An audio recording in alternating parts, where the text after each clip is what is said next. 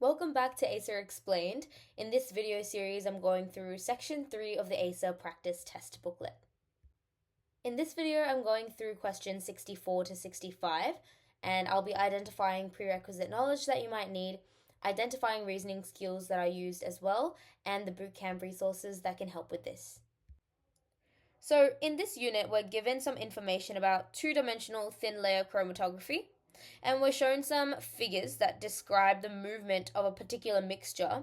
When you put it first in a single solvent, it moves in one direction, and then you rotate it 90 degrees anti-clockwise and put it into a different solvent, and that pushes the mixture in the other direction. So the first direction is up away from this line, and then the second direction is across this way. All right, so this extra information is given for question 64, and so here this kind of plate here has gone through solvent 1 first, so solvent 1 going in this direction, and then solvent 2 going in this direction. All right, same thing here, it's gone through solvent 1 going in this direction, which makes sense because the heights are the same, so that's the same solvent, and then solvent 3 going in this direction. All right, so now we're being asked which of the following would be produced by separating the same mixture, so it's going to behave the same in either solvent. The only thing that's changing is first solvent 2 is being used, then solvent 3 is being used. So solvent 1 is being used first and solvent 3 is being used second. Now in this scenario, solvent 3 has already been used second, right? So in terms of this direction in the horizontal plane, you would expect this the final placement to be in that same position as these two have ended up here. So looking at our answer options, A is way too close to that original position to be anywhere close to option C, so we can eliminate that. B seems to be around the same plane, so does C. D, these two dots are way too far apart, and so we can eliminate this as well.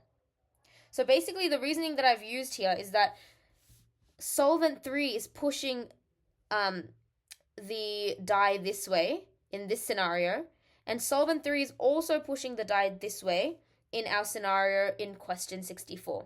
And so on the x-axis, the dye should end up on the same kind of area because it should be pushing it to the same point since it's the same mixture, right? So now we have to figure out which of the correct answer options, which of the answer options it is from B versus C. So what we have to do now is over here, solvent 2 is pushing it towards this direction. However, in this scenario, it's going to be pushing it towards this direction, right? And so in order to imagine how much the mixture would be pushed in that direction, you can kind of try to rotate this in your mind's eye this way and try to imagine it as if it was kind of facing the front, right? So you have this little one going up here, down here, and then we have a big jump here, right? So we want to look for a little jump and a big jump. So here we have two big jumps.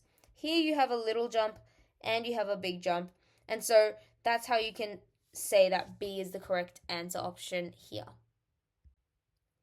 For this question, you didn't need any prerequisite knowledge. It was just about pattern recognition, identifying the relevant information from the stimulus, and also interpreting diagrams. So the bootcamp resources that help with this are the reasoning skills course, the acceleration class on diagrams and visual stimuli, and tables, and then also pattern recognition. So this next question has given us some more information, some more diagrams, and it's asking us to look at 3 new solvents. So in this diagram here, we're looking at solvent 1 acting first and then solvent 2 acting next.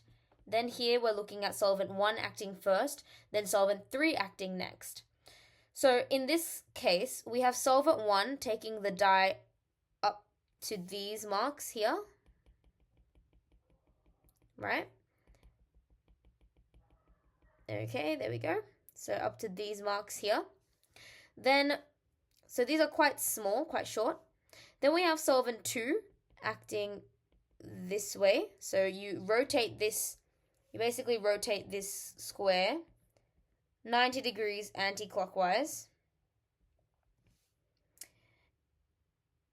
And then you get the die acting, my apologies, the die acting the same way, right? So technically, if you rotate this back, you see that it's going this way, right? So you have solvent 2 that's going here and then here. Then solvent 3 is going here and here. Okay? So we have to kind of look at the size of these arrows here because the question is asking us about increasing polarity. Okay, so now we have to kind of go through back into our text and figure out where has polarity been mentioned. Well, underneath our figure, it says that a more polar solvent is going to lead to one of the components, so the mixture here, to move further than a less polar solvent. So the more polar our solvent is, the bigger the size of these arrows are going to be that we've just drawn here, right? And so the biggest arrow here, or the biggest set of arrows that we've drawn here, are those for solvent number 3. So if you're looking at increasing polarity, solvent number 3 has to be at the highest point, so the most polar, right? So this is the least polar, and this is the most polar. And only one answer option matches up here, and so the answer is A, which is lucky for us because it's quite difficult to kind of decipher the difference between these two arrows without some, grid lines or numbers. However, you can kind of still see in your copy of the diagram, which is a lot cleaner than my copy of the diagram, that in the first figure,